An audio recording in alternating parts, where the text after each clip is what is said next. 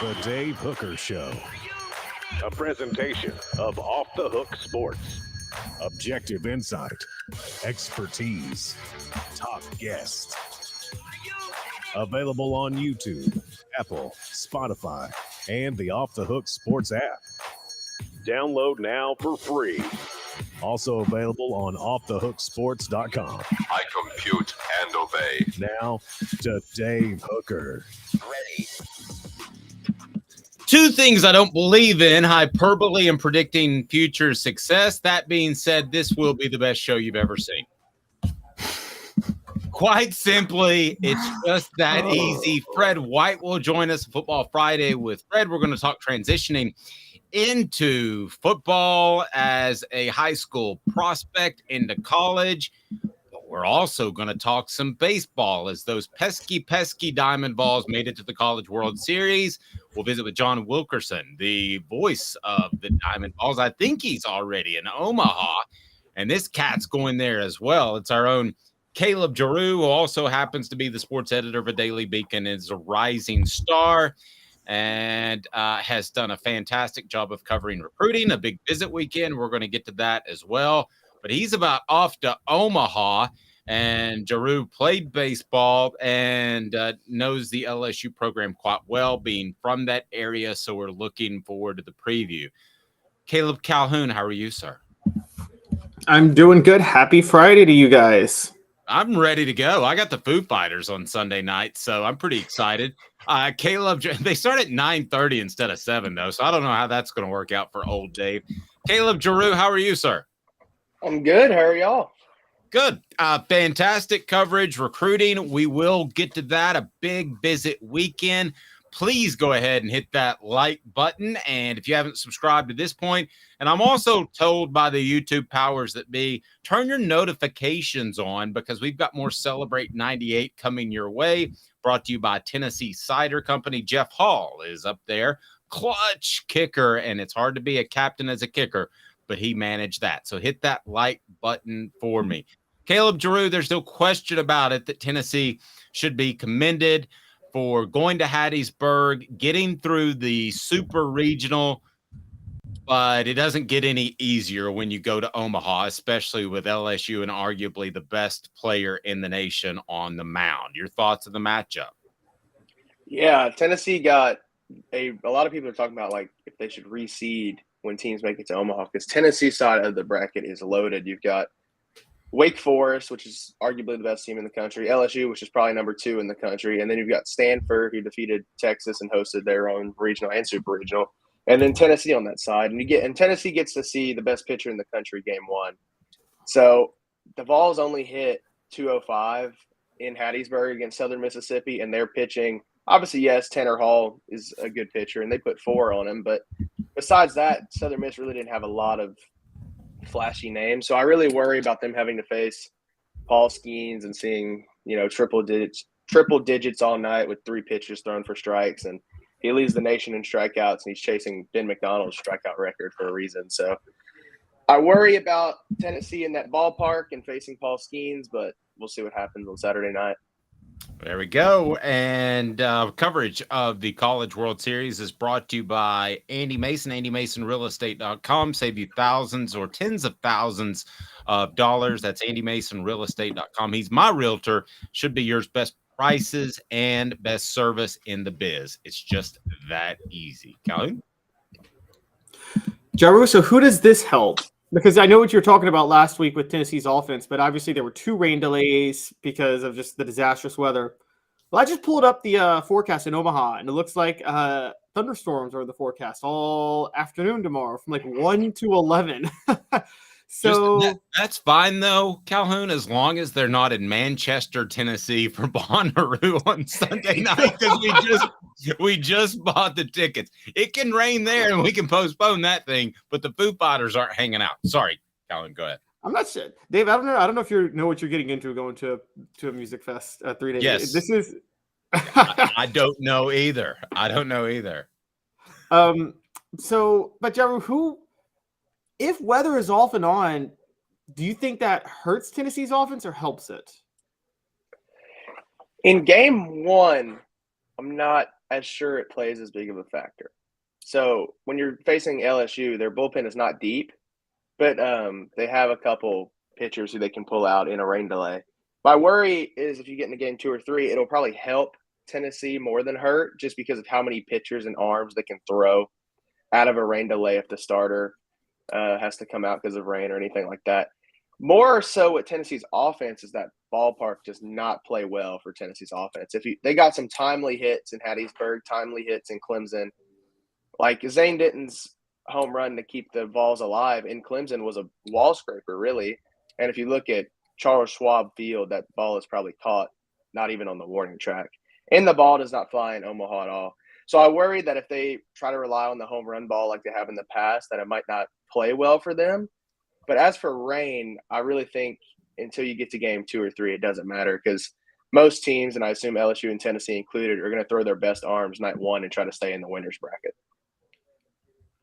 So, given that fact, it's going to come down to Tennessee's pitching then, right? So, how does Tennessee's pitching? How can they hold up against LSU's lineup? Andrew Lindsey got hit around by Southern Miss, but before that, he looked really, really good. And that's who I assume will pitch Friday night. And then obviously you have Chase Burns coming out of the bullpen in a closer role. He was throwing 102, 101 against Southern Miss with a slider that was moving 2 feet off the plate. So, I mean, their pitching is there.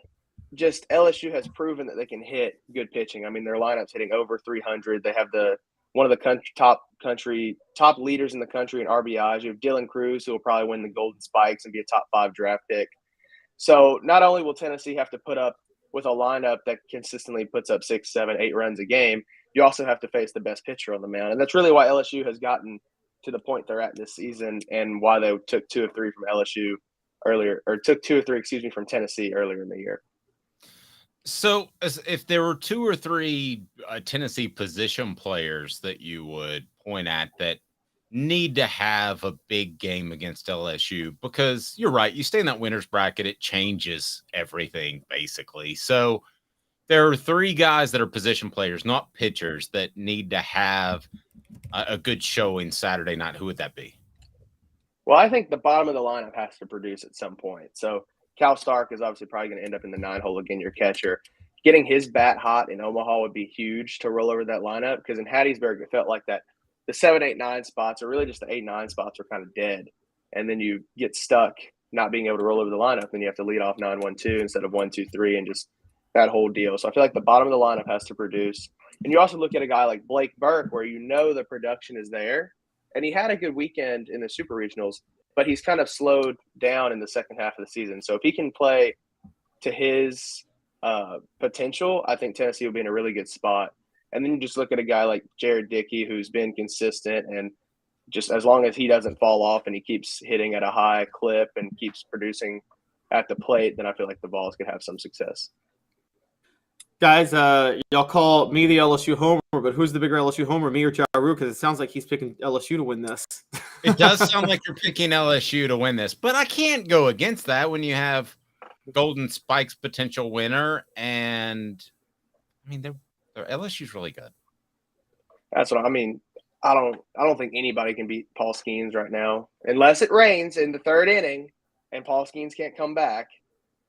I think LSU has a pretty good shot to win this first game. Now, if the 2 match up in the losers bracket in a couple days and LSU is rolling out a bullpen game, then I'd probably pick Tennessee. But I don't think anybody can pick against Paul Skeens at this point. No, that's fair. Go ahead and click that like button. If you haven't subscribed yet, do that. Turn your notifications on. Let's grow this thing today because you should be excited. The College World Series. People have asked me for years, what kind of sports do you like? I like the sports where people go home crying or they go home with just incredible joy. And the College World Series is that. So I get excited for events like that. I think you can probably hear it my voice. Caleb, is this team, I know last year's Vols didn't make it to the College World Series, but is this team better suited from a mentality standpoint? Because they're not as cocky. They're not as vociferous in their confidence. Are they better suited to go to Omaha and have success than last year's group had they made it? I think more so they just don't have as big of a target on their back. There was no expectations for this team because you lost 8 defensive starters. So everything they've done from this point, and you've heard some of the players talk about it too, they're playing with nothing to lose. You go to Clemson as the 2 seed and their regional, beat them. You go to Southern Miss, everybody isn't picking you to win. So it's really, there's no target on Tennessee's back and you're playing with nothing to lose. And any team with nothing to lose is very, very dangerous at this point in the season, especially in baseball. You know, you've been around this program a lot. You've covered them throughout this season. And I don't want to read too much into a couple of quotes, but I've read a couple of quotes that kind of speak to quiet confidence, which is the exact opposite of last year. Do you feel that kind of being around this team? Yeah, and I think it's more so just the personalities on the team. Last year you had a lot of guys like a Drew Gilbert who like to show a lot of emotion and stuff on the field, and you still have that this year with Christian Moore. But I would say he's probably the only one that really is as outspoken and emotional compared to last year's team. I mean, you look at a guy like Zane Denton, and yeah, he'll bat flip every once in a while, but it's nothing like we saw last year where they're walking, 45 feet down the line. And you think of like a Griffin Merritt compared to anybody else from last year's team, like a Trey Lipscomb who led last year's team. And it's just, I feel like it's more personalities, and then it's kind of contributed to a quiet confidence with this team versus last year's personalities contributed to a loud, outspoken, bat flipping team. And really, I mean, this team is second in program history in home runs. So it's not like it's not like they're not hitting the home runs. They're still hitting them. It's just the personalities on this team don't bode as much for the outspoken and loud and everything we saw last year. It is funny to think about. We're talking about Tennessee eking into the College World Series as almost an off year. I mean, it's not an off year. It's a sign of where the program has gotten to. All right, I want to get to the official visitors, but first, real quick, and fill this out on the message board. I want to hear your thoughts. They're going to build that Neyland Thompson bowling fan experience thing between Neyland Stadium and Thompson Bowling Arena. I've been told that means more potential arena shows in Neyland Stadium besides Kenny Chesney. Lord, nobody needs to see that again. But as far as one act you would like to see in Neyland Stadium, the correct answer is Metallica. But after that, who would it be? And I want to hear the message board, but first the Caleb's before we get to the official visitors. You go first, Calhoun. Since I was born, if somebody says Kendrick Lamar, I'm going to get physically ill. Kendrick Lamar is amazing. I saw him at Firefly a few years ago. He's an amazing performer. Give me your big. But I had already said Taylor Swift, so Okay, I'll give you some love on Taylor Swift. Not my style of music. What about you, Jarreau? I don't know. I really don't. I mean, the first thing that popped in my head was the Red Hot Chili Peppers because they only went to like the Braves Stadium and stuff like that. So I guess they could do Thompson Bowling. They're in Chicago for Lala. You want to roll? Not to Chicago. All right, we've got Bing Crosby, Lil Wayne. That's what Butch Jones said. Wow. And Nickelback on yes! our message board. Love Nickelback. Nickelback is absolutely the worst band in the history of man. You know what? The more people hate Nickelback, the more I love them. I just feed off the hatred of Nickelback, and I just love them. Right, you're like the Miami Hurricanes of the 1980s, is what you are. There's a 30 Nickelback and Avril Lavigne. I would see them in concert tomorrow. Oh my gosh! All right, official visitors. June is a big recruiting month. We now know that. So give me an idea of how big of a weekend this is. And I want to ask you about some guys one by one and run it down the list. Yeah. So, I mean, last weekend there were 2 official visitors, and this weekend you have 12. And the next weekend, I think we're talking 20 or so. So it just keeps getting bigger as we go through June. But this weekend will be pretty massive for a lot of guys who are fresh off of Georgia or Alabama official visits to kind of see Tennessee and hope that Tennessee can compete with those bigger schools. Well, let's go. Let's start out. I want to ask you about several guys that'll be in town and your thoughts on whether or not the Vols can land these guys. Williams Nwaneri, a big name, obviously, as you wrote on offthehooksports.com, 6'5", 250 pounds, defensive lineman. An interesting size there as he could grow into a defensive tackle, but sounds like an edge rusher to me. A lot of schools after him: Georgia, Oklahoma, Oregon, Missouri. What do you think of Nwaneri? He's a curious case because his first visit to Tennessee was in January. And I don't think very many people thought anything of it. And then he just loved Tennessee and loved Rodney Gardner. And now Tennessee is catapulted to like 1 or 2 on his list. So this weekend will be his official visit. And if he can continue to build those relationships, and if Rodney Gardner continues to recruit him heavily, I think we could see him at Tennessee. And obviously you see Josh Heupel's Missouri connection still showing here. And there's a couple of assistants with very good Missouri connections. So, I mean, he's the number 2 prospect in this class. And it really seems like a two-way battle right now between Tennessee and Oklahoma. And you saw some last weekend of Oklahoma trying to not, I guess, recruit against Tennessee. So Oklahoma sees Tennessee as the biggest competition right now. So I would hope, or I would think that Tennessee is probably 1 or 2, and this official visit will be very big to see if they can actually be 1. Jarreau, moving on, defensive lineman Kamarion Franklin is out of Lake Cormorant, Mississippi, which is in DeSoto County. For those who don't know, I grew up in Memphis. DeSoto County is right outside of Memphis. I have a lot of family who lives there. How is Tennessee kind of building a pipeline into that, trying to work on a pipeline into that West Tennessee tri-state region? You know, Memphis, Arkansas, Mississippi, right around there? I would assume so, just because of the fact that right now, I mean, you look at a guy like Franklin, like how big is the draw to Ole Miss or Mississippi State right now? Like, yes, Lane Kiffin is building and they have momentum at Ole Miss, but still, compared to Tennessee, I mean, it's a pretty easy competition there. And then you look at, I mean, Arkansas has some recruiting power, but not much. And then, I mean, Missouri is kind of a joke. So Dave loves that. Jarreau just got a raise. So realistically, Franklin, it seems like Tennessee is a pretty high contender for him. He's also going to officially visit LSU and Auburn. So, I mean, even looking at those schools, you're still not seeing your Mississippis, your Arkansas, your Missouris competing for him. So I feel like the higher prospects in the West Tennessee area, like you said, are priorities for Josh Heupel and his staff, and specifically trying to keep Tennessee kids in Tennessee. And when you think about Memphis, it's super far away, but it's still in-state recruiting. So I feel like that is a priority for them. Yeah. What the hell is a show me state anyway? Offensive tackle Daniel Calhoun on the message board. We had someone ask if Caleb was related, which would give Tennessee a good tie, and I don't think he is. What do you think? Not to my knowledge. Yeah, what do you think? We're all related, basically, right? Daniel Calhoun would be a big one. 6 foot, 6.5, 330 pounds. Those are the type of big dogs, I'm telling you, that Tennessee needs to win some of those battles, and he would be a good one. Where does Tennessee stand with him? Yeah, I don't think they'll win this battle. It seems like Calhoun is starting to trend more towards Georgia, and he'll probably end up a Georgia guy. He's a Georgia prospect in state, so it seems like Georgia is the favorite right now. But as we've seen in recruiting, anything can happen. So if his official visit weekend goes good, he's a big Glenn Ellerby guy. So if his official visit weekend goes good, then we could see Tennessee go back to his top schools.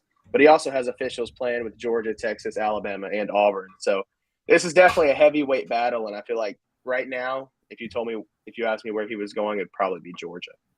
By the way, the state bird for Missouri is the eastern bluebird. Will somebody tell them they're not in the East? They're not in the SEC East. They're not in the Eastern United States. How can it be the eastern bluebird? I'm sorry, Caleb. Go ahead. I will say there's no divisions anymore. Well, that's true. But there are. Now they're just in the Southeast. But there are divisions with birds. I will say I respect the St. Louis Cardinals, and Nelly had a pretty epic run in the early 2000s in hip hop. Okay, he had a lock on the hip hop game for quite some time. It's getting hot in here with recruiting, Caleb. Here we go. And by the way, guys, take a look at Daniel Calhoun. I don't think it's possible that he and I are related. I'm just going to say. So yeah. Anyways, okay. Moving on. Josh Heupel does have Florida ties, and they need some help in the secondary. So let's talk about quarterback Kai Bates. What do you think Tennessee's chances are for him? Yeah, he's a name that's kind of recently been trending towards Tennessee. He received an offer in March during his first visit and kind of locked in an official visit that same weekend. So he's out of Edgewater High School in Florida, like you said, and he's officially visited Alabama, and he's also going to officially visit, Florida State. So he's 6'1.5", 180 pounds. He's a top 150 prospect.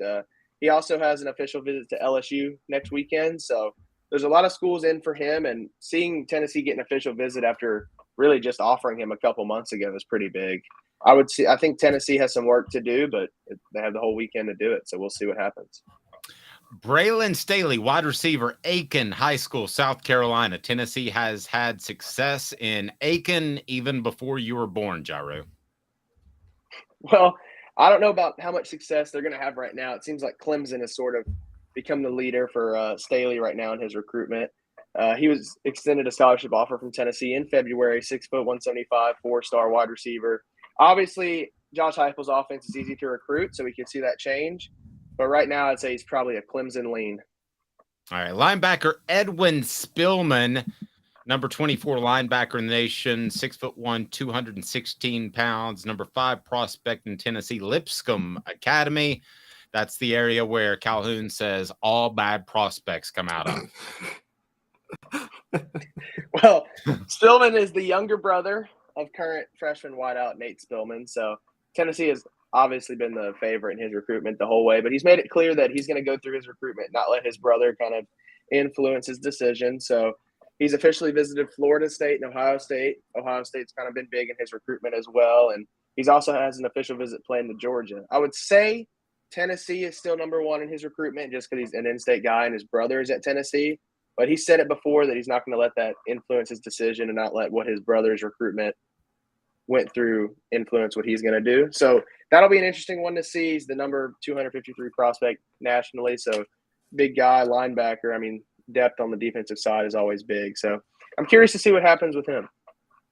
Yeah, pretty much everybody that says that ends up going to the school that they say they're not going to go to. And this is our second visit within like 3 weeks. So because he visited 3 weeks ago. Well, I appreciate him. Yeah, I appreciate him saying he's going to look around. And he should, but he'll go to Tennessee. Offensive tackle Marquise Easley, 6'7", 300-pound 4-star lineman out of Illinois. This is an interesting one because obviously you see the northern. Any prospect out of Illinois is an interesting one. I was just about to say, I mean, as a northern offensive lineman, dude, 6'7", so number 261 prospect nationally. He's a guy like we just talked about that would be a big pickup for Tennessee, and I would say Tennessee has a really good chance of getting him right now. Like I said earlier, though, Georgia is hot on his trail too. He's going to officially visit Alabama. He's announcing July 8th, so he's taking his official visits in, deciding on his college, and making a decision in July. So we'll see what happens, but Georgia hosted him already as well, and they're trending for him too. I assume Tennessee will probably try to recruit against Georgia with both of these offensive tackles and try to get at least one because, like you said, I mean, you can teach a guy how to block, but you can't teach him to be 6'7", 300 pounds. Hey, there are cats that are overlooked in Atlanta all the time. I want to ask you about Mr. Burns, Jordan Burns, 4-star prospect. He's going to Vanderbilt in Arkansas. Maybe not getting the love from Georgia, but I watched tape on him the other day, and I think he's really good. Yeah, I agree. I think he's a guy that's probably getting overlooked right in Atlanta. He's officially visited Vanderbilt, Arkansas, and he's officially visiting Tennessee. Arkansas and Tennessee seem to be 1 and 2 for him right now. But like you said, his tape is really good, and he's got a lot of skills that would transfer instantly to the college game. I mean, 6'1.5", 215-pound linebacker. I think at this point, I guess Georgia can compete for the number 1 and 2, like the Sammy Browns of the class, and just overlook guys right in their backyard that can probably play just as good. So then you have the commitments, quarterback Jake Merklinger. You have athlete Jonathan Eccles, cornerback Caleb Beasley, offensive tackle Jesse Perry. I love how they bring guys in here that can hopefully win over other prospects. I think that's a very smart way of doing things that used to be done, wasn't done by the previous 3 coaching staffs.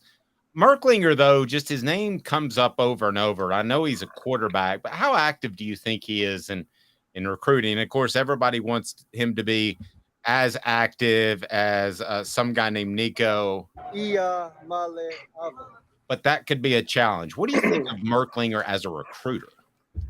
I think he is pretty active. And like you said, he's at Tennessee just about every weekend.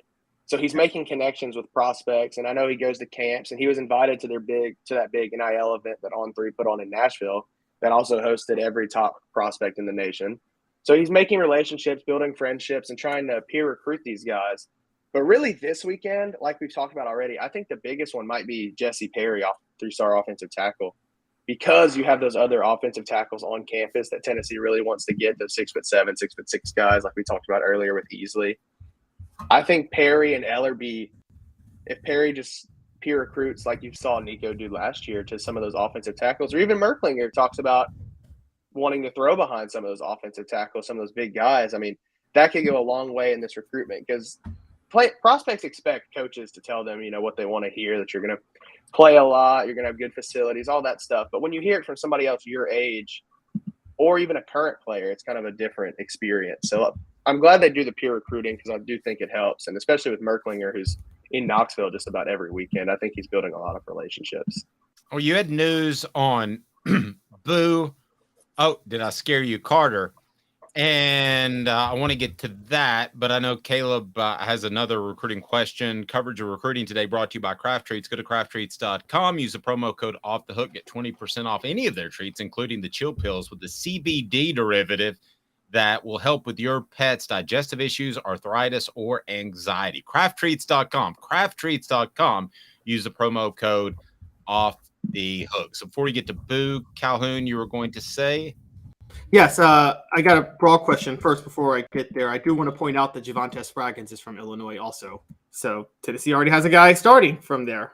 That's a good point. I wanted to Jarreau, I'm sure you saw how J.J. Harrell committed to Mississippi State, I believe, after decommitting from Tennessee. And when we had you on to talk recruiting a couple of weeks ago, I started to ask, is it a concern that there hasn't been much recruiting movement in June? And it was early, so we said, let's give him some time. I still say, and Dave does too, that this is the most important recruiting month of Josh Heupel's tenure. Well, we're now halfway through June and still no significant pickups. Is it time to start raising a red flag? I don't think so. I mean, obviously, Boo Carter is going on Saturday, but a lot of these guys are guys who are taking all of their official visits before they announce their commitments. And we also saw, compared to like your Alabamas and your Georgias, Tennessee's last 2 weekends of June are where they have their biggest prospects, with next weekend being their biggest official weekend visit that they've marketed to the prospects all season. Compared to Alabama and Georgia, which use the first 2 weekends of June to host the majority of prospects. So I think it's not that big of a deal just yet. If we get through July and we have 4 or 5 guys who took officials to Tennessee not committing to Tennessee, we might want to raise the red flag. But I think right now it's more of just playing the game and trying to get in with these guys who announced their commitments in July or in early August. All right, so Boo, you had news on Boo, and he's going on Saturday. What do you got from Boo? Yeah, so he officially visited Michigan last weekend, and then he was on campus for an unofficial with Tennessee this Wednesday and Thursday of this week. So he was taking a last look at Tennessee before heading up to the 40-40 Club in New York to announce his decision. I would say right now it is Michigan and Tennessee. The only thing that worries me is Michigan is recruiting him as a wide receiver versus Tennessee as a defensive back. So I guess it'll really come down to if he wants to catch passes versus break them up. And then Michigan has gotten a lot of momentum and steam for Boo Carter in this last month or so. I still would say Tennessee is the favorite, but Michigan is kind of a little more worrisome right now. Wait a second. He's announcing at the 40-40 Club? Are we not sending somebody like me to the 40-40 Club to cover this? They got the Jay-Z Lounge in there. Oh man, I'm all about that. It is funny that club's named after steroid-induced performance in sports. I had to Google what the 40-40 Club is. But it's named after 40 home runs and 40 steals, which was done by Jose Canseco when he was on the juice. So do you get steroids when you walk in the front door?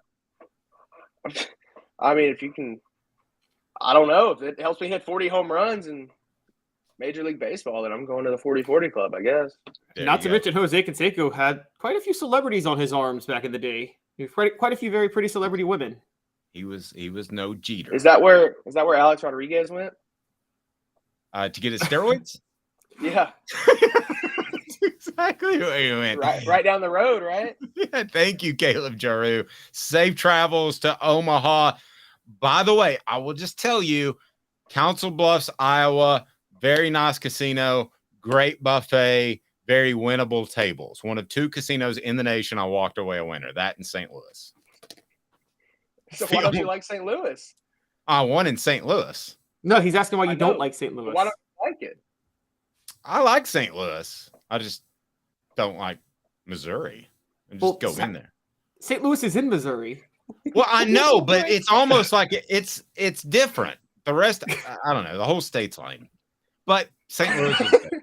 You must really hate Patrick Mahomes. That's right. I can't stand him. All right. Great job, Jory. Safe travels. Yes, sir. I'll talk to y'all later. Thank you, buddy. Have a good Calling one. me, sir, making me feel old. Hey, Fred White, how are you, sir? I'm doing good, Dave. How are you? I'm never better. Can I work in a 2-minute break and I'll be right back with you because I got some good questions to ask you about the Vols. No problem. I'm waiting. Sweet. Hang tight. 2 minutes. Fred White, former Vol. That's always exciting. This is Off the Hook Sports. Family has been creating jewelry since 1986, each piece unique with a story all its own. I'm Rick Terry with Rick Terry Jewelry Designs. I'm a jeweler, and I want to be your jeweler. We're grateful that you chose us to be Knoxville's best jeweler. My family and staff look forward to serving you. So please come see us. Kingston Pike and Campbell Station Road in the heart of Farragut and downtown on Gay Street, right next to the Tennessee Theater. Hi, Mike Davis here with City Heating and Air, reminding you to always dare to compare. Our team provides quality local heating and air service, installation, and maintenance across East Tennessee. We use only the best equipment like American Standard heating and air conditioning for your residential, new construction, or commercial needs. Honesty, dependability, and customer satisfaction have been the cornerstones of our business since 1961. City Heat and Air. Dare to compare. With all that sun, sand, and salt water, the beach is a very relaxing place. Unless you wear contacts. Ow! Open your eyes to the best the beach has to offer with LASIK vision correction from Campbell Cunningham Laser Center. Ah. Do you want to own the more that owns every job? Then get to Vassy Lawn and Garden in Cleveland and get you a Toro. I'm David Vassy, here to talk to you about Toro. With a Toro Zero Turn, you'll get more out of every minute and you'll reach the finish line faster. At Vassy's, we like to say, no matter if you're mowing 3 acres a week or 11 lawns a day, homeowners and business owners alike find confidence in equipment they can trust from top to bottom. Vassy Lawn and Garden, Highway 60 North in Cleveland. Man alive, it's worth the drive. These mountains hold and defend a spirit far better than moonshine. A drink that holds flavor, that becomes necessity. A hard cider made and relished by folk who are as hearty as they are legend.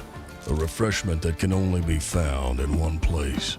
With a taste that makes you say, give me 3 bottles of the good stuff. Tennessee Cider Company, where necessity can be found. Who's this guy? Hello, who is it? The Dave Hooker Show. Who? A presentation of Off the Hook Sports. What? YouTube, Apple, Spotify, and the free Off the Hook Sports app. Back to Dave Hooker. Love this guy, Fred White, joining us now. VFL, former Tennessee safety. And Fred is a big part of the Celebrate 98 series. I mean, heck, he is a series, and it's gone incredibly well. And I learned so much about Jeff Hall. That's up on our YouTube page. So be sure and subscribe, hit that like button right now and get the notifications on because we'll have more coming down the pike. Fred, so Boo Carter is announcing at the 40/40 Club in New York City. I don't know if he's going to be in the Jay-Z Lounge, but there is a Jay-Z Lounge. You've rolled with me. I've been there. Oh, kudos. All right. Tell me about the Jay-Z Lounge. It has a pool table in it. I'm looking at a couple of pool tables in it. It's nice. It's nice and plush. They bring out the nice bottles of champagne where you don't see the sparklies and all that type of stuff. You know, you don't want any. That's the executive suite. Nice. All right. That's pretty cool. Do you think I could roll into the Jay-Z suite and, fit in? Usually, security takes you up to the Jay-Z suite in a whole nother, elevator or back steps. We don't want them to be taking you out of the place. Okay, so security guards are good for two things: get you in the VIP and get you out of the club. All right, so there are a couple of things I want to get to, and kind of a big picture recruiting question right off the top, because I was thinking of you and the influence that Georgia prospects had in Tennessee in the 90s and into the 2000s. And for those that don't know, Fred is very close to not only former players that he played with, but former players at Tennessee. And he's also very tight there in the Atlanta community. And I'm just curious, there's some other things I want to get to, but how different is Tennessee viewed right now by Atlanta area prospects than maybe it was just a couple of years ago? Is there a significant difference? Complete difference.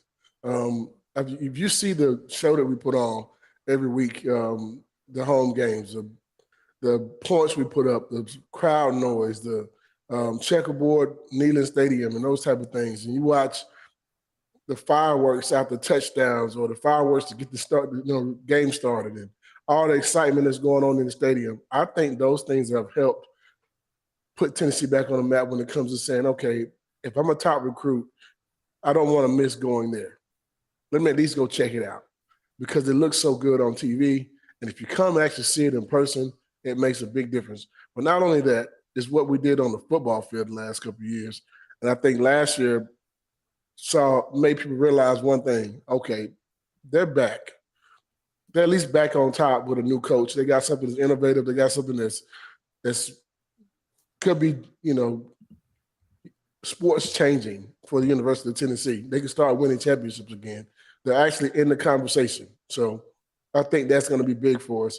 Not to mention, you got two other teams coming into the SEC next season, Oklahoma and Texas. So you get a chance to play on an even bigger stage, even bigger than what it is right now, by adding two marquee teams like that. So I think Tennessee is right where they need to be when it comes to being highlighted by recruits. I think everyone kind of circles that moment that Tennessee sends them a letter now. Fred, as a defensive player coming out of high school, would you have looked at Josh Heupel's offense and the fact that you're going to have to play 80 plays on the flip side because he's running 80 plays on the offensive side? Would you have looked at that as a negative at all? Dave, I'm one of those guys that you might not ever want to ask that question to. I want to play with competition. I want to go out there and get it in. If I got 80 plays, that means I got 80 plays to get a tackle, get a knockout hit, cause a fumble, or get an interception. My whole thought process has always been, well, as a team with us in 1998 and the guys I played in the 90s, our rule was if they can't score, they can't win. So I don't care how many plays you're playing. Go out here and compete. If I can shut you down for 80 plays as a receiver and I'm playing DB, man, I'm going to talk trash about it the whole time. And it also looks good on film. Let me turn this over to Caleb Calhoun, who is a big fan of the R. Kelly Lounge. I'm about jail because that's where he's at. I don't want to go anywhere with all guys. I'm sorry. You can go to R. Kelly's Lounge as much as you want to. I don't like orange jumpsuits. I like orange jerseys. All right. Sorry for that intro, Caleb. Go ahead. I mean, Fred, I was going to ask, it's funny because you're seeing Josh Heupel's offense.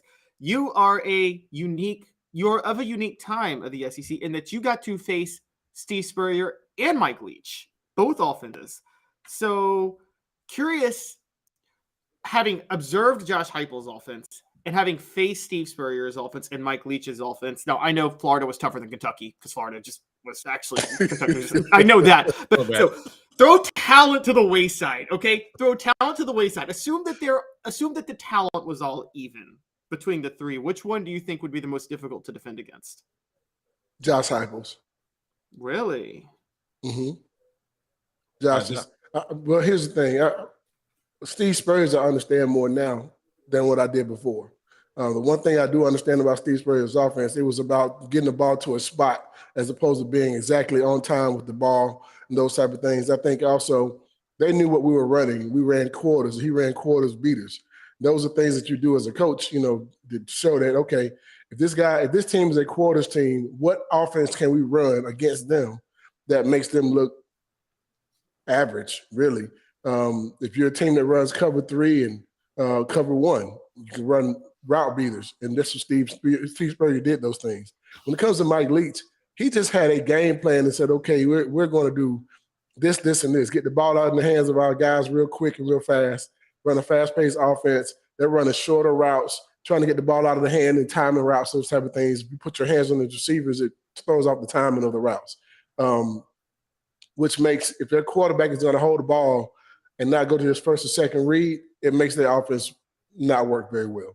So with Josh Heupel, it's a different thing because you got RPOs. You can run the ball now out of the same set that you would pass that ball out of. Same formations, those type of things. And then you look at, they bait you into jumping routes. They bait you into jumping routes, then they also they'll make it to where you make a mistake. Whenever you make that one mistake, boom.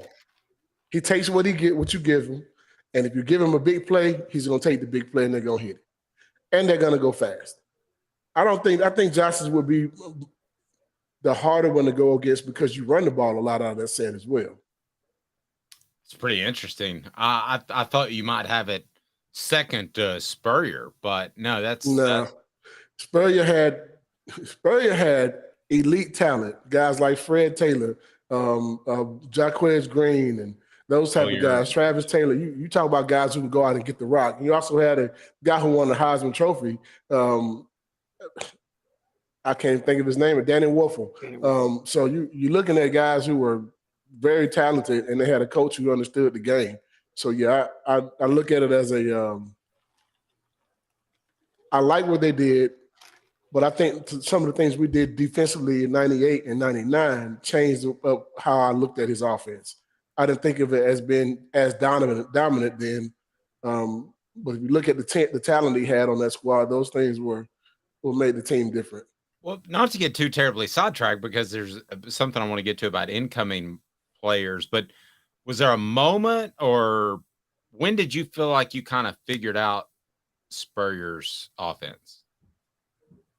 I'm not going to say we figured it out, but we understood the concept. They run a lot of corners and slats and double curls at different levels. He was trying to get his guys in space where space was in zone defenses. He would run the same route on the same side. Say, for instance, you had a slot guy and a receiver on the outside. That means you have two receivers on one side, and then you have a tight end also on that side. And these two guys are off the ball. They'll all run curls at a different level, which means you couldn't cover it because you didn't have anybody underneath the other routes. Meaning your linebacker may have to drop underneath the curl from the tight end, and then your safety may have to drop underneath the curl from the slot guy. It leaves your cornerback wide open with a one-on-one situation on the comeback route. If he misses that route, it's touchdown. So Steve knew how to get things on different levels. And I'm not going to say we figured it out, but we understood the concept. I got a Peyton question that popped up on the message board. Portions of the program brought to you by City Heating and Air Conditioning. CityHeatandAir.com. Might not need a new unit if your AC goes out in this hot weather. Might just need a part or some coolant, and you're good to go. CityHeatandAir.com. 50 years in Tennessee. Integrity matters. Some others don't have that. So let's just say, for instance, that Tennessee plays Texas one day, which is going to happen. And let's just say, for instance, that a guy named Arch Manning is the starting quarterback at Texas. Who's Peyton Manning rooting for? Arch Manning. I thought so too. Why is that? That's his nephew. Why wouldn't he root for his nephew? He may not be rooting for the University of Texas, but he'll be rooting for Arch. I guarantee it. It's true, because Archie rooted for you guys when y'all played Ole Miss. I remember, in 96 and 97. That time y'all played in Memphis. That was a very. Why wouldn't he root for him? Well, now I'm with you there, but I'm curious. So, do you root for him to have a great game, or you do root for Texas to win, or ideally would he go like? I don't know exactly how Peyton would do that, but I would root for if my nephew's playing the quarterback for the other team. I'm rooting for my nephew.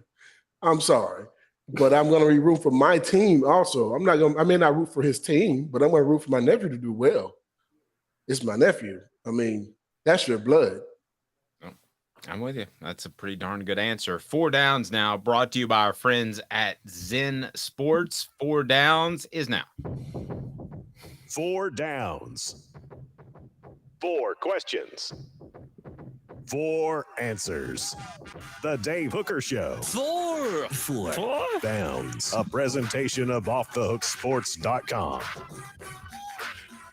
All right, Fred. So I wanted to ask you about players as they transition into college football, because you and I have talked about it. You really shouldn't depend on freshmen at all. It is such an incredible transition. It's darn near impossible. But I wanted to break that down a little further. So let's do that. What down is it, Cooper Mays? Coop here. First down. All right. So first down, easiest position to transition from high school to college is? Assuming the talent is there. Running back. What position? Running back. Okay, that's what I would think. Now, what's second? Probably defensive line.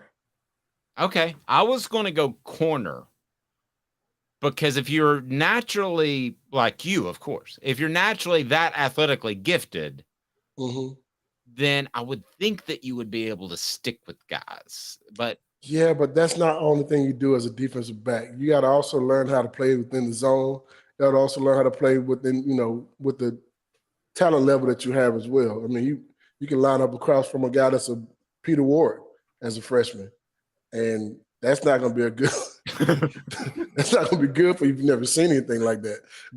Also understanding defense, understanding what's going on. If you're going out and asking a guy to just cover somebody man on man, I get what you're saying, but the game is more than just man-to-man coverage. You got to understand the concept of routes and route reading and offensive alignment when they move, and how to understand if it's run or pass and that type of stuff. In high school, you don't really get to learn things like that. Not a lot of coaches understand that themselves in high school. So when you get to college, it's a different learning curve when it comes to playing defense. People used to always say, oh, those guys on defense because they're not smart. No.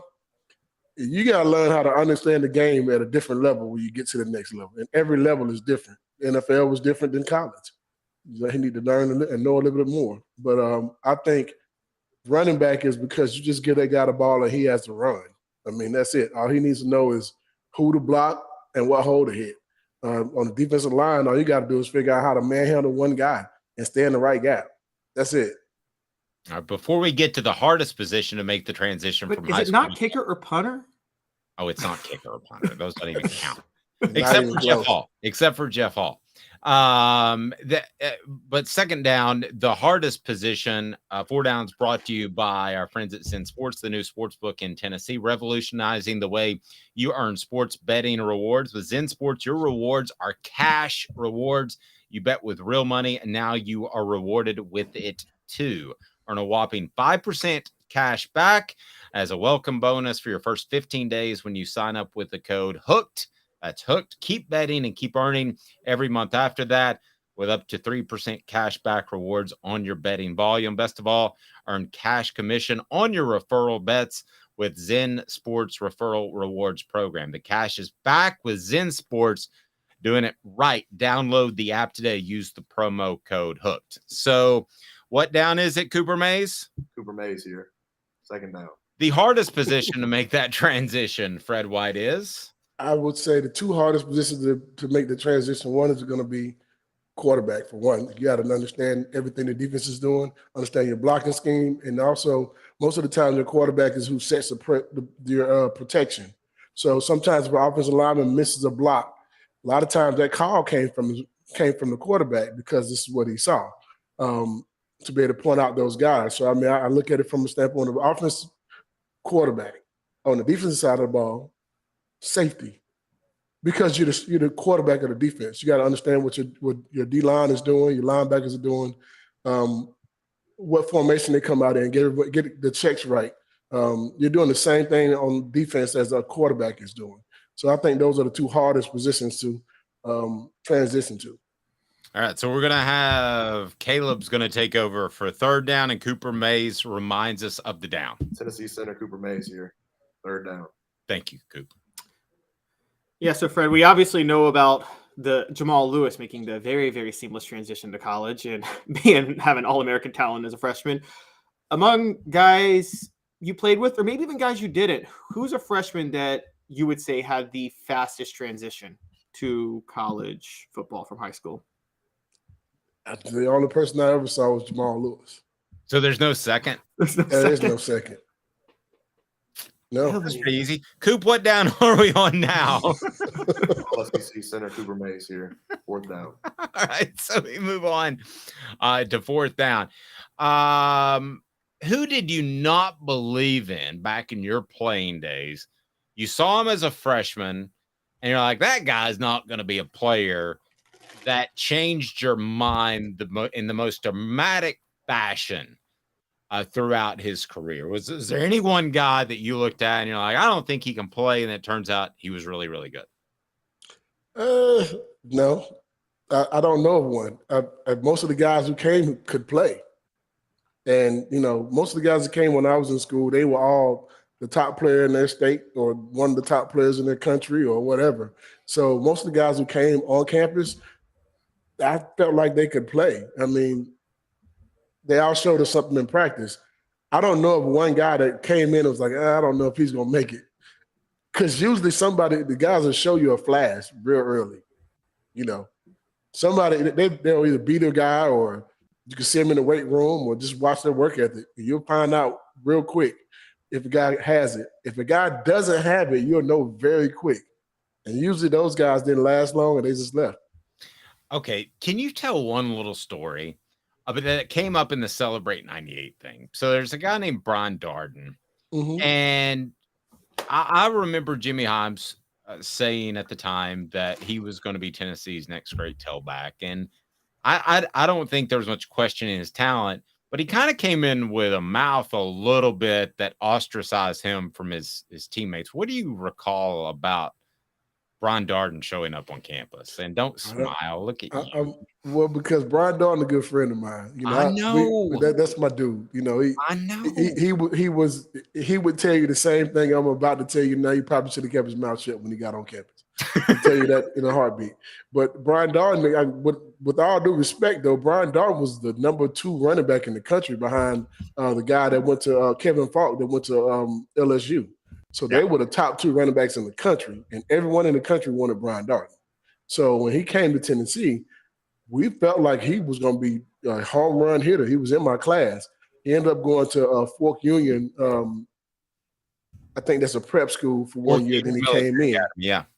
And when he came in with a lot of hype now. I mean, if you watch his highlight films and you see the things he's done as a football player, you're like, okay, he got it.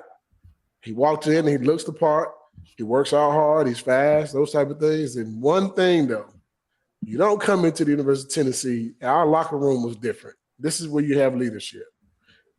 You don't walk in and tell people you're going to be the starter. You're going to take somebody's position. Hey, man, go out there and get the job done and just do the work. We had a rule where if you were a freshman, you didn't have any say. You basically just listen and understand what's going on, and you figure it out. You don't talk much as a freshman. Jamal Lewis didn't talk much as a freshman.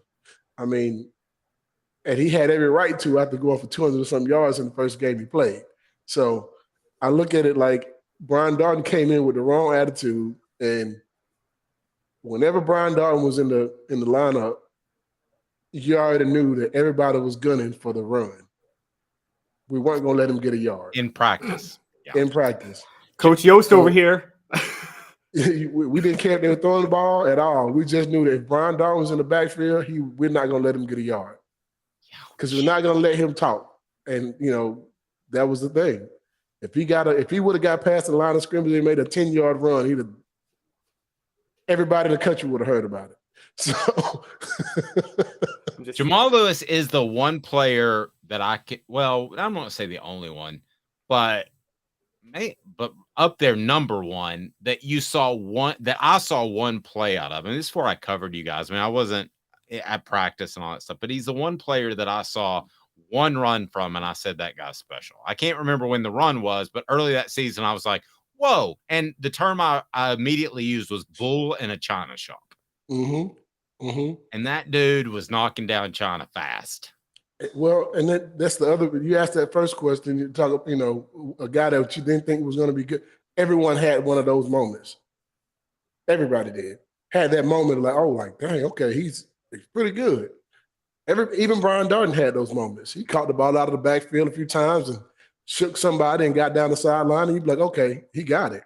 You know what I mean? But it wasn't many that I saw that just didn't have it, because that means you weren't really going to be. I mean, I doubt that you would have signed with us if that was the case. We were signing top 2 and 3 classes at that time when we were in school. So we weren't bringing in guys who were duds. No, you were not. Great stuff, Fred. We look forward to continuing the Celebrate 98 series. It's brought to you by Tennessee Cider Company. You can go to tncidercompany.com, use the promo code HAT, and get some free swag. Get a hat with any order. You can order Tennessee Cider from the Tennessee Cider Company, and I think 46 states in the nation.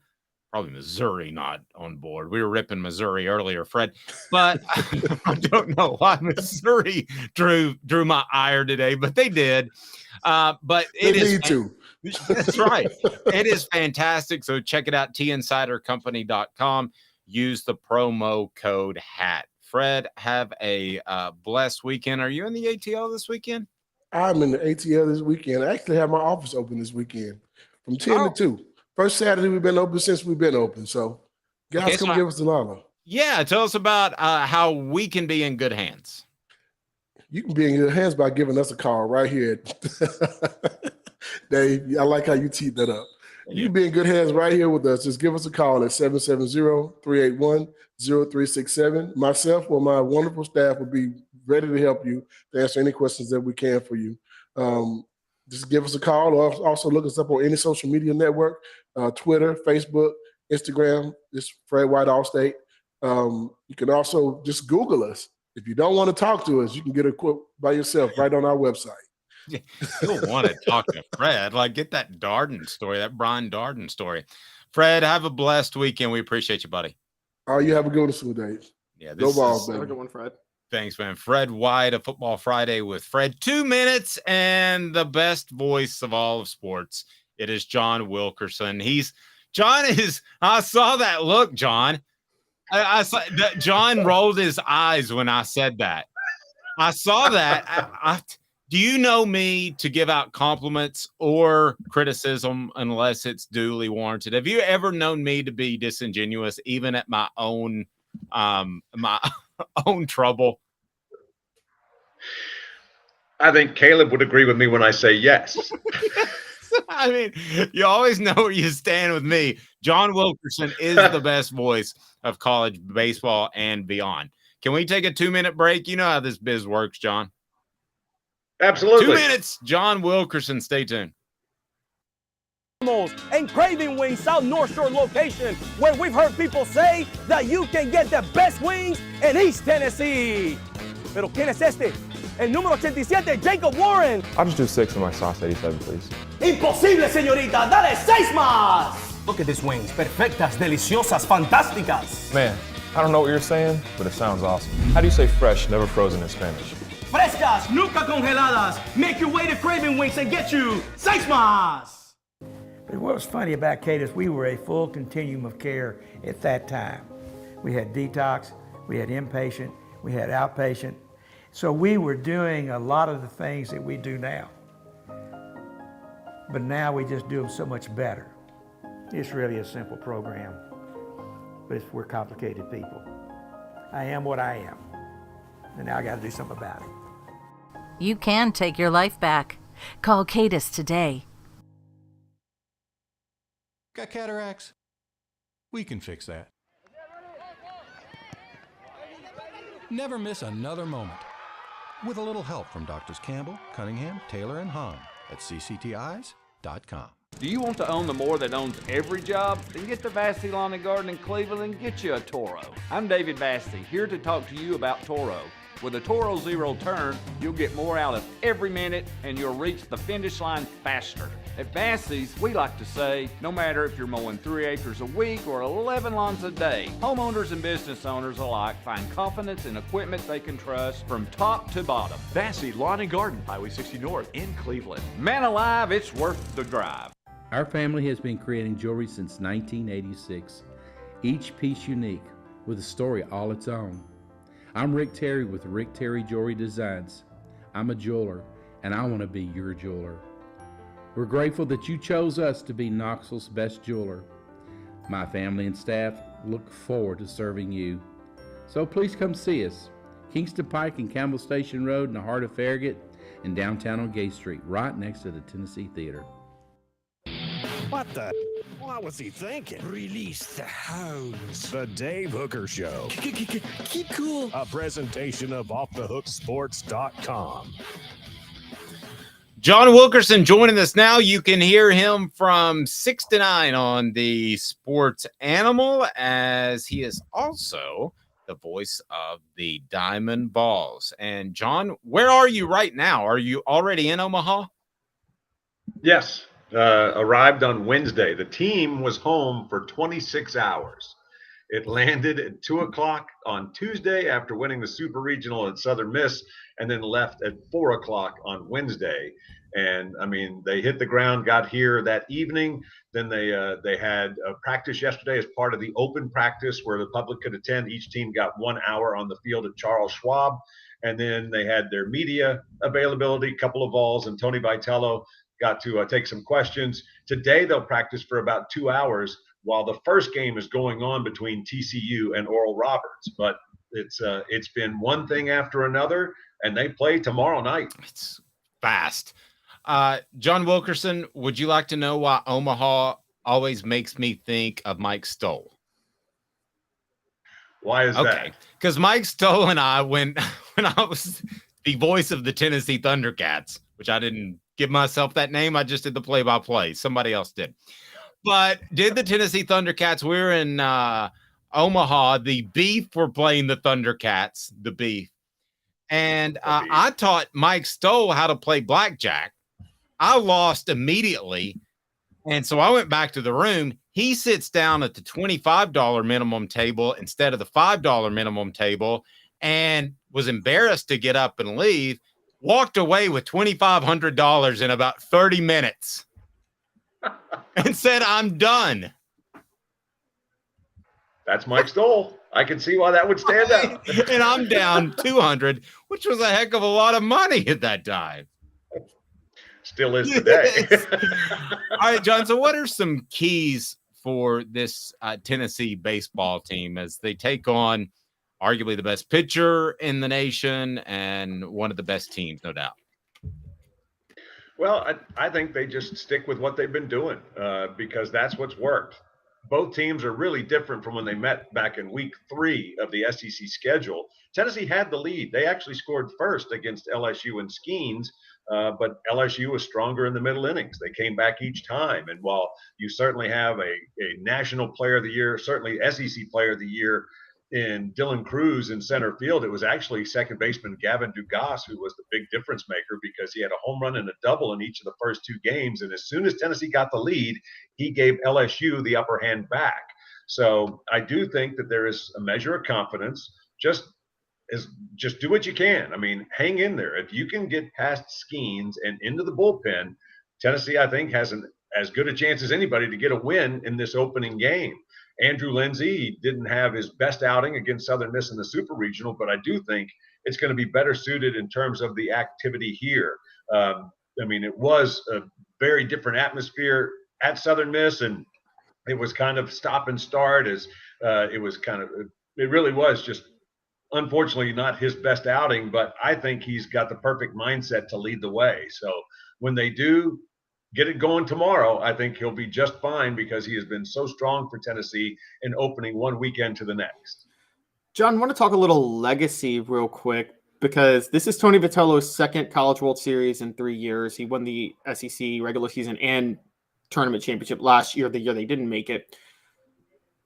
Given Tennessee baseball's, I guess, not great history, I mean, is Tony Vitello already the greatest coach in Tennessee baseball history? I would hit the pause button on that. I would say for sure he's the second, and he certainly has the potential to be.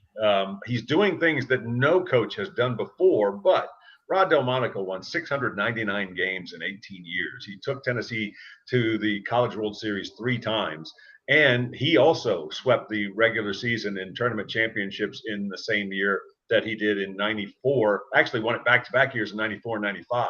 So I think Tony would point to Rod Delmonico first, but here are some things that Tennessee's done that they never did with Rod, and that is, one, they've made it to the second College World Series in 3 years, as you just mentioned, Caleb. And so this is the fastest turnaround. If Camden Sewell gets into the game, he'll be the very first ball to pitch or appear in 2 different College World Series, which I think is just a really nice reflection of where the program is. You've won 3 straight regionals. You've made it to the super regionals 3 straight years. So there is sustained success here that unfortunately evaded Rod Delmonico. He had a 5-year run where they made it to the regionals each year, but in terms of we have only seen peaks now in terms of Tennessee baseball coach Tony Vitello. So I would still point to Rod Delmonico as number 1, but Tony Vitello certainly has an outstanding resume to be a 1A. Yeah, doesn't Delmonico show how unpredictable the sport can be, because they had that 2005 team, right, that made the College World Series that was so young, and then they just struggled right after that with everybody back, didn't they, in 2006 and 2007? And is it me, or is college baseball the most unpredictable of the major sports?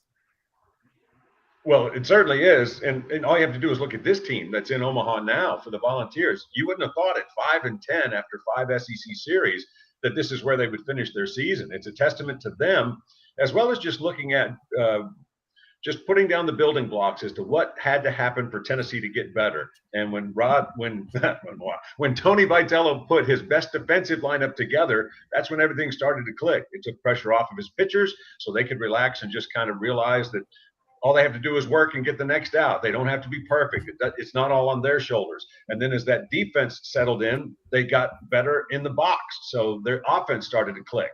And then you had to win on the road. This is the 5th straight week that Tennessee's been away from Knoxville, but they won at South Carolina. They did have the short stay at the SEC tournament, but they went back to South Carolina, won the Clemson Regional, and then went to Hattiesburg and took the Super Regional there against Southern Miss. So Omaha is the 5th straight week for Tennessee to be on the road. And it's the first Tennessee team that ever made it to the College World Series without a single win in the postseason in Knoxville, which is also really significant in terms of the accomplishment. John, I know it's a smaller sample size, and you mentioned Delmonico 18 years, but it felt like Rod Delmonico would field a great team every 4 or 5 years, and then maybe struggle a little bit, and then field a great team, and it was just kind of up and down. Again, Vitello is smaller sample size, but it seems more consistently knocking at the door. Is that a fair statement? Yes, I think so, because you can't help but think that in 2020, they were going to do something special. I mean, where they were leading the nation in offense at the time that everything shut down, I mean, they didn't play one SEC game, so it's fair to wonder exactly how it would have stood up. But boy, they swept the tournament at Round Rock as you beat Stanford, who's in this year's College World Series. You also beat top-ranked Texas Tech, and you beat a pretty good Houston team in between. So would have loved to have seen with Garrett Crochet, who went straight from Tennessee to the Chicago White Sox. Would have been neat to see what that team might have accomplished. But you came close to making the SEC tournament year 1 with a team that had won 7 conference games the year before. You make it to the NCAA tournament for the first time in 14 years in year 2, and you haven't missed it since. So I do think that what Tony Vitello, and I think a big part of it is Frank Anderson's been here every step of the way as pitching coach. Josh Elander has been the engineer of the offense and recruiting coordinator the entire time that Coach Vitello has been in Knoxville. And so you've had just incredible stability on the staff. And even though there were some hiccups this year with the team struggling and stumbling out of the gate, you just have to give this staff, as well as the players themselves, credit for working through it, because they've earned the opportunity to fix things. And while they started out as a preseason number 2, I don't think they were ready for that kind of ranking because they replaced all 8 defensive starters. And I mean, that's beyond significant in terms of just, first of all, a new crew coming together. But they've done that. And as we talked about earlier, I think Tennessee's certainly playing its best baseball right now. And that's when you want to be, for sure. No doubt. John, obviously, Tony Vitello and his crew, they want to win it all. But what should be considered a success by Tennessee's fan base out of this trip to Omaha? Well, you certainly want to win at least one game. You didn't do that in 2021. You got shut out by Virginia, and then you lost to Texas as the Longhorns pulled away in the second half of that ball game. So I do think this time you're going to feel pretty sorry about it if you don't get a win. But I'll also point to the fact that this was a team that at the halfway point of the SEC season, you wouldn't have thought they would have a chance to make it. I mean, some people were saying they were going to miss the NCAA tournament, let alone get the chance to go win a super regional in Hattiesburg and make it back to the College World Series. So I think with the way they have fought through what they've faced, this has been a successful season. But in terms of making it back to the College World Series with such a short turnaround, I do think that Tennessee needs to mark just to show that progress as a program as a whole. Now you beat me to the punch. That was going to be my follow-up. To me, it's already a success. Great stuff, John. Have a fantastic call, and you're a treasure, man, to Tennessee's fan base. So love you, man. Take care. Be safe. Dave, always appreciate it. Caleb, hope you guys have a fantastic weekend, and thanks, you. John Wilkerson. Have a good one, John.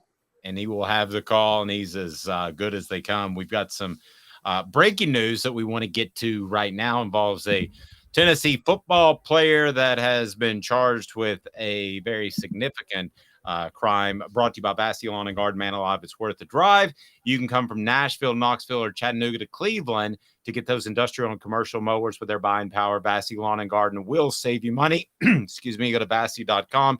Vassy Lawn and Garden, man alive, it's worth the drive. So here we go. We've got some news that is not great for Tennessee. Jalen McCullough indicted on aggravated assault charge. What does this mean for Jalen and the Vols, do you think, Caleb Calhoun? It's not good. This is based on the incident, for those who don't know, that happened 8 months ago where both parties, by the way, acknowledge a drunk guy walked into Jalen McCullough's dorm room. And we don't know what happened after that. We just know that there was a punch or some sort of physical altercation in which the person got hurt. Now, as far as we were aware, the person was claiming he drunkenly walked in, but then he left and that McCullough followed him out and punched him in the stairs. McCullough and his team and his roommate, Warren Burrell, were both claiming no, after they told him he went to the wrong apartment, he got visibly aggressive and pushed back, and then that's when they fought him. So it's kind of a he said, she said. We didn't sit on this grand jury, so we don't have all the facts. We don't have the facts they have. The bar for an indictment is obviously a lot lower than the bar for a conviction. But they did vote to indict him based on the details of the case, which would suggest, I don't know if you keep him suspended until this clears itself. Cases can take a long time. But yes, it's not a great situation for Tennessee when McCullough is their most experienced safety. Well, it's one of those situations, and I hate drawing parallels in legal cases because everything's different. This is way different. But it's one of those situations that I wonder if it could sideline him. You know, we saw A.J. Johnson get sidelined for 4 years. Yeah, what apparently has been a completely baseless charge. But with Jalen McCullough, I'm not saying 4 years at all, but you do wonder if this drags on into the fall. We all know that the legal system moves incredibly slow. Is he having hearings and those sorts of things into the fall? That can't be a good thing for anybody. I don't care if he's 100% innocent right now. This just taking the next step is a significant piece of news as it pertains to Jalen McCullough and his ability to perform at his utmost for the Vols. Yeah, this is a big deal. And then there comes a philosophical question, because constitutionally, the accused has a right to a speedy trial. But as we know, our state governments across the country skirt that one bill of right a lot. Okay, again, AJ Johnson did not get the right to a speedy trial. He had to wait 4 years and put his whole career on hold, only to be found innocent within like 30 minutes of the case concluding very quickly. So, Dave, what do you think philosophically? If you're Josh Heupel, do you say, I'm playing the guy? It's on y'all to build the case. If you think he's guilty, convict him. But until you convict him, I'm not going to put his career on hold just because you guys don't give him the trial in time that he needs. Well, how many games did he miss last year? Do you remember? Because it was like 2 weeks. He missed the Alabama game. Yeah, he missed the Alabama game. So I would say this. I would go ahead and play him. That wouldn't stop me. I mean, at the end of the day, this is punching a guy. And yeah, I would be lying to you if I sat here and said that I didn't punch a guy in college on more than one occasion. So I'm not going to come down holier than thou. And I definitely would have punched a guy if he'd have walked into my girlfriend's room. Now, the gray area is, Caleb, how far did he follow him out? How drunk was the guy? Did he say, hey, man, you're in the wrong room, and the guy immediately left? Or did he hang around and say, hi, your girlfriend's hot, or something like that? I mean, the amount of gray area could fill Albert Einstein's head. So, I mean, I don't know how this shakes out. I would think that wouldn't there be some sort of resolution before it actually goes to jury trial? Wouldn't you think? You would have thought, but maybe, again, maybe this is a McCullough situation where he doesn't want to settle because he feels that he did nothing wrong, and he wants to make the point that he did nothing wrong. And so, I mean, I can't fault that. I can't blame him for that. Now, on the message board, Rocky Top Tom says, there is no philosophically. If I'm coach, I don't want this mess anywhere near the program at all. Don't care about fault. Don't care about context. If I'm coach, I care about the program. I respect your opinion here, Tom. I do. But I don't think it's right to sideline a guy's career for something that could be very, very defensible. I don't know how defensible it is, and evidently there's enough gray area where they're going to pursue the charges. But Caleb, I mean, this could turn into a lot of different things, and I do think it's important to point out, what are they supposed to say? But McCullough's defense has said absolutely innocent. Those are the words they used. So they are digging their heels in the sand. You typically wouldn't do that unless you felt really good about your case. It could be posturing, but typically when I've seen lawyers use those type of terms, they feel really, really, really good about their case. Yeah, and DAs are different across the country. I don't know if Knoxville has the same DA that was there in 2014, but for people that question You're whether referring to the AJ Johnson case? Yes. Well, but that DA had look, we don't know what happened with AJ Johnson, Mike Evans. I think it was Mike Evans. Maybe not Mike. There was another player. We don't know what happened with AJ Johnson, the other player and that girl. Nobody does. Only they know. What we do know is there wasn't a shred of evidence, and there was going to be an easy acquittal, and the DA still brought the case and spent 4 years on the case. That was an obvious case that they were going to lose. They were obviously going to lose that case, and they still spent 4 years on it.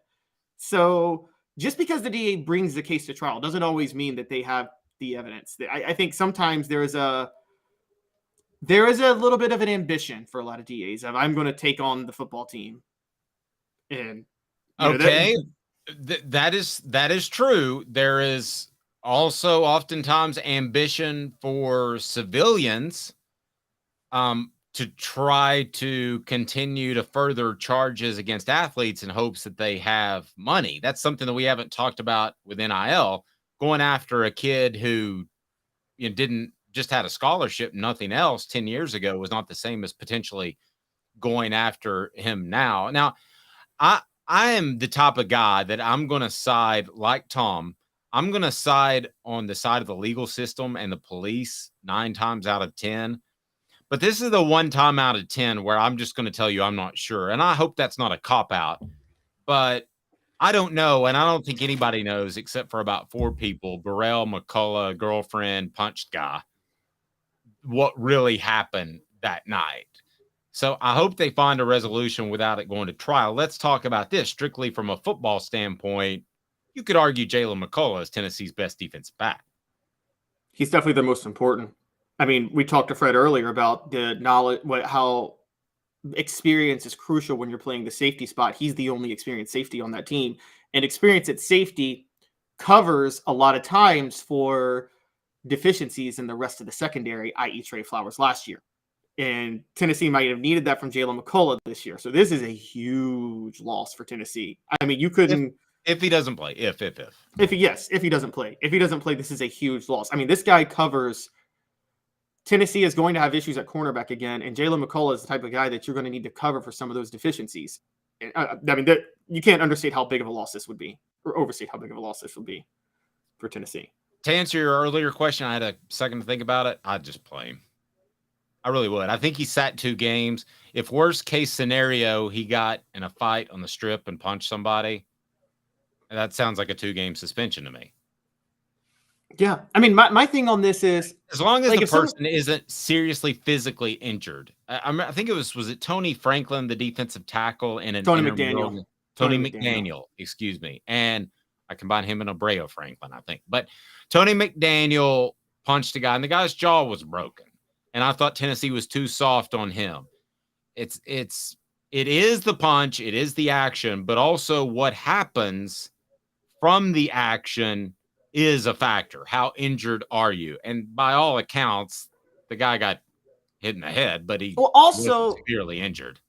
It's a different situation. Tony McDaniel, that was an intramural basketball game. It's where you do the punch matters. If McCullough punched a drunk guy who came into his apartment versus you punching somebody in an intramural game, I mean, totally agree. But you would agree too that the broken jaw is worse than a bloody lip, right?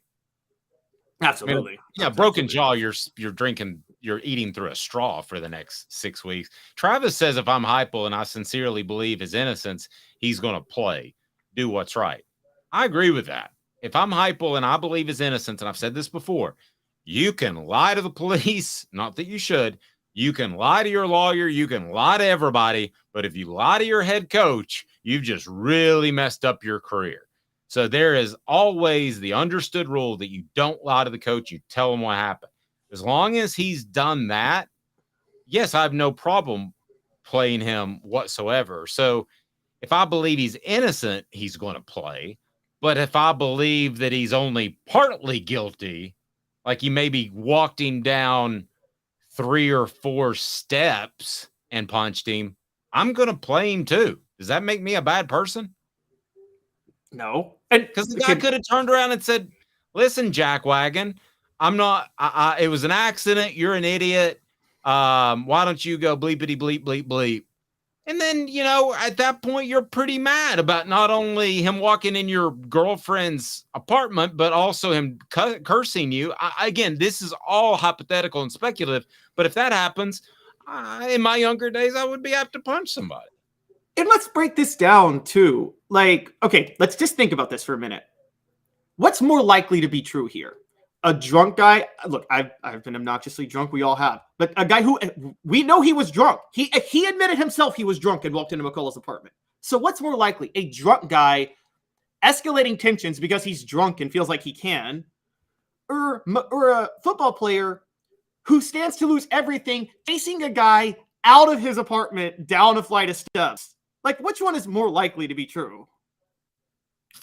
I'm with you. Usually when I have a problem with a drunk guy and he walks away, that's the end of it. I'm like, good, he got away from me. I don't go re-engage with him. Tom and I didn't completely agree throughout the show, but there's his latest post. We definitely agree on that. Don't lie to coach or grandma. Them's the rules. That's absolutely right. Thank you, Tom. Even though we didn't agree, great give and take there. He's Caleb Calhoun. I'm Dave Hooker. I'll give you a review of the Foo Fighters next time I see you. This has been a presentation